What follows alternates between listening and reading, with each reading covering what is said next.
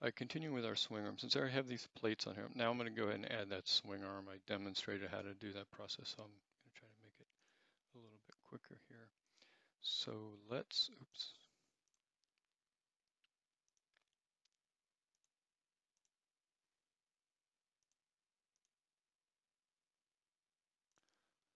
All right, so this is kind of where I left off. Let's, oops, I should save this. That's what I was going to do. So I need this is my, I'm using the SA for swing arm. And this is a sub-assembly. And I've been using the 3000s for this. Let me just call that a 3020. That's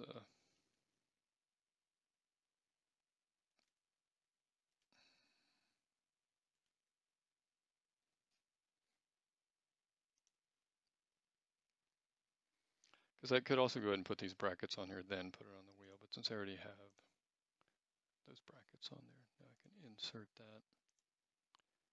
And we're going to find out a lot here in a minute about what we got going on now. Those planes are bugging you, just turn them off. So we're going to try to make sure this fits now. You see the situation here doesn't line up. So what am I going to do? A couple of things you can do. Add length to these tubes or spread these out. The easiest thing to do is just move these apart. So let's find out how much room we got. And if we're happy with this design, I'm thinking what I should probably do is do the notch on the outside of that tube. So let's just come back over and revisit that.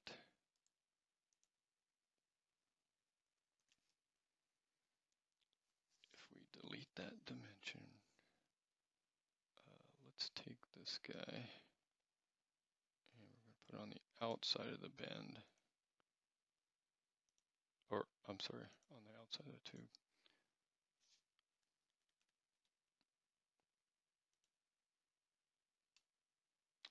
So see how my notch is now on the outside? Is that right? Well, let's see. What does that do? Having second thoughts here. Oh yeah, so I'm closer now. I'm still going to have to spread this apart. So what you can do is you can go ahead and take this and mate, if I can get, I got a lot of stuff showing here. Mate that surface to that surface. Let's see, hopefully I got that. Yeah, I don't care about the height right now. And let's see what this distance that we got.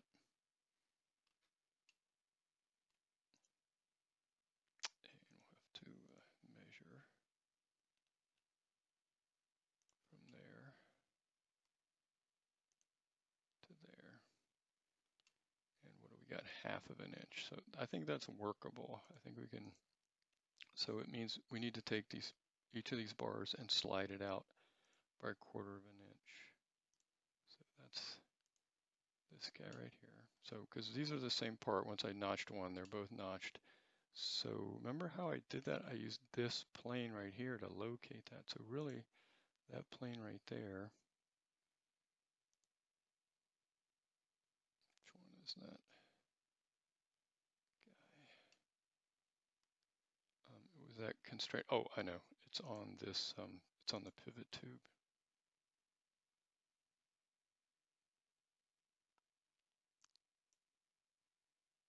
There it is right there. Okay.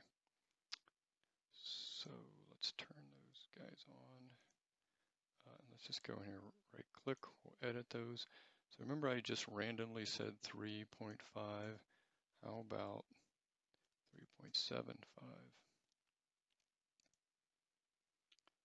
And let's rebuild it. It should move this over. I'll do the same on the other side. So on that plane right there, right click, edit it. Make it 3.75. Now it's really lucky that it happens to be a nice round number. Trust me, that's just rebuild that. That's total luck, but it doesn't matter. You know the number, you measure it. Okay, so that slid that apart a total of 1/2 of an inch. Let's go back to this, we'll update it, and looks pretty good. I think that's going to work. So what do we have left to do? Oh yeah, so we got to finish. We don't have anything really mated here. So let's go ahead and put these mates on there. So I'll mate that, those planes on that side. And we'll do same thing here. And then that plate, oops, I think I just clicked on the wrong thing.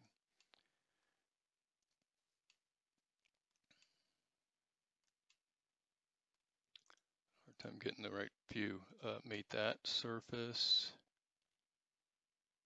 to that surface. There we go.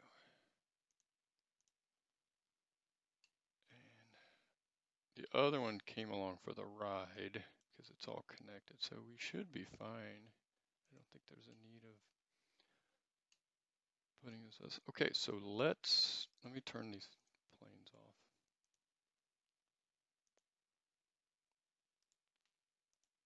At least some of them. There's a lot of stuff happening here. Usually as soon as I turn them off, I need them again, but I think I'm on the home stretch here on this guy.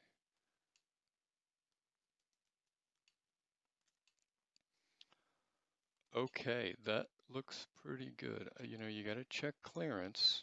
I think I'm okay there. I think I'm okay with my chain there. You know, if there's a problem, then you're just going to have to adjust the notch of this tube. You saw how we did that. Just move that notch in, maybe split the difference or something. You could still scoot these plates out. Remember, we need a space here. This has to go inside the frame rails. So you can't make these just come straight out. You're going to have to use some sort of a method. And I gave you a couple of different examples on the lecture material. Now, I don't have the bolts and the bearings and the nuts on there, and I know I don't have brackets on the brake caliper. That's a pretty good concept for your swing arm. Now we're going to have to come in and add, we'll do this later, we'll add brackets for the caliper, we'll need shock mount brackets and so forth. And then we're also going to work on a jack shaft later, but this is a really good start. So that's a good way to create at least a basic beginning for a swing arm. You can obviously use other designs, but that's one I think is nice and simple. It only really takes a couple of parts to make.